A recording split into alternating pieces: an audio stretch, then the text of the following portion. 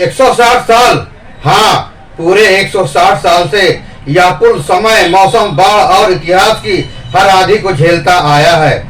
इसने अंग्रेजों की हुकूमत को देखा है, स्वतंत्र भारत का जन्म भी देखा है और अनगिनत यात्रियों की कहानियों का गवाह भी बना है। जब पूरा देश अपना 19वां स्वतंत्रता दिवस मनाएगा तो यह प्रयागराज का यह पुल, नैनी पुल, अपना 160वां जन्मदिन मना रहा होगा। लेकिन क्या आप जानते हैं, यह पुल सिर्फ लोहे और पिलरों का ढांचा नहीं है, बल्कि इतिहास, इंजीनियरिंग और हमारी विरासत का वो हिस्सा है जो समय को भी मात देता है। इस पुल की कहानी शुरू होती है साल 1855 में, जब अंग्रेजों ने यमुना नदी पर एक मजबूत रेलवे पुल बनाने की योजना बनाई थी।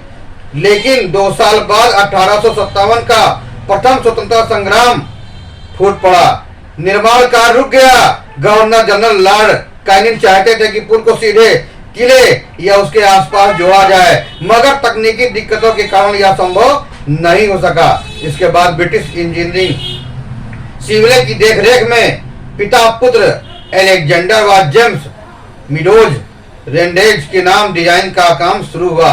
17 मजबूत पिलर, जिन्हें हाथी पांव कहा जाता है, और डबल डेकर डिजाइन, ये सब मिलकर इस पुल को उस समय का इंजीनियरिंग का चमत्कार बनाते थे। 15 अगस्त 1865 को, यानी आज से 160 साल पहले, पहली ट्रेन ने इस पुल को पार किया। पहले यह सिर्फ रेलवे के लिए था, लेकिन 1920 के दशक में नीचे सड़क भी जोड़ दी गई। तब से यह रेल और सड़क दोनों के लिए जीवन रेखा बन गया। आज भी यह पुल रोजाना 200 से ज्यादा ट्रेनों और हजारों वाहनों का बोझ उठाता है।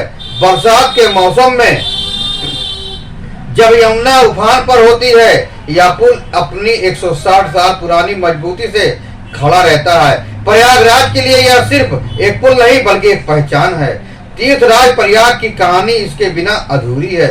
यह यमुना के दोनों किनारों को जोड़ता ही नहीं है, बल्कि अतीत और वर्तमान को भी एक साथ बांधता है। सोचिए, 1865 में जिस पटरियों पर पहली बार भाप इंजन की सीटी गूंजी थी, आज भी उन्हीं पटरियों से ट्रेन गुजरती है और पुल गर्व से खड़ा होकर मानो कहता है, मैंने साम्राज्यों का पतन और एक देश का उदय देखा है। यह सिर्फ लोहे और पत्थरों का नहीं, बल्कि हमारी यादों, भावनाओं और हमारी संघर्ष का पुल है।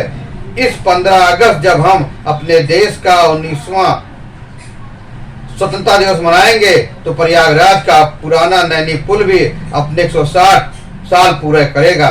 यह हमें याद दिलाता है कि असली मजबूती सिर्फ लोहे में नहीं, बल्कि उस विरासत में है जो पीढ़ियां दर पीढ़ियों पर खड़ी रहती हैं। 125 साल से भी ज्यादा वक्त, न जाने कितनी पीढ़ियां आई और चली गईं, लेकिन यमुना का यह पुल किनारे खड़ा, यह पुरानी नैनी पुल आज भी अडिग है। इसने अंग्रेजों की हुकूमत भी देखी है, आजादी की पहली सुबह देखी है और हमारे देश के आगे को भी बढ़ते हुए देखा है। बरसात की बाढ़, वक्त का जंग और इंसानी लापरवाहियां सब इस पुल की मजबूती के आगे फीकी पड़ गई हैं। यह सिर्फ रेलवे और सड़क का रास्ता नहीं है, यह उन सपनों का रास्ता है जो पीढ़ियों से एक किनारे से दूसरे किनारे तक जाते रहे।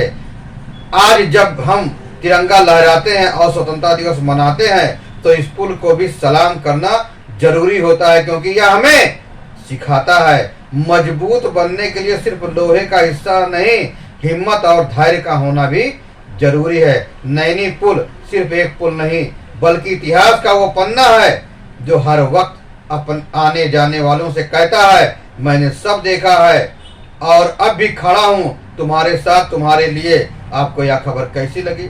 फिर मिलेंगे नई जानकारी के साथ, नई खबरों के साथ। तब तक के लिए जय हिंद, वंदे मातरम।